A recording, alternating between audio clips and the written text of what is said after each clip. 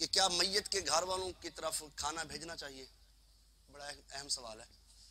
اس کے لیے حدیث میں ملتا ہے اللہ کے پاک پیغمبر صلی اللہ علیہ وسلم کا فرمان، سیدنا جعفر اپنا عبداللہ بن جعفر، سیدنا جعفر جب شہید ہوئے، ان کے بیٹے سیدنا عبداللہ، وہ کہتے ہیں کہ آقا علیہ الصلوۃ والسلام نے فرمایا کہ جعفر کے گھر والوں کے لیے کھانا تیار کرو۔ وہ اس حالت میں ہیں کہ وہ کھانا نہیں تیار کر سکیں گے، غم کی حالت میں ہے۔ غم میں انسان کو کھانا پینا ہر چیز بھول جاتی ہے، تکلیف میں انسان ہوتا ہے۔ اس وقت جب انسان کا سب سے اپنا قریبی گھر کا شخص اس دنیا سے چلا جائے تو اس گھر میں کیا کیفیت ہوتی ہے، تو اس کیفیت کو مد نظر رکھتے ہوئے آقا نے حکم جاری کیا۔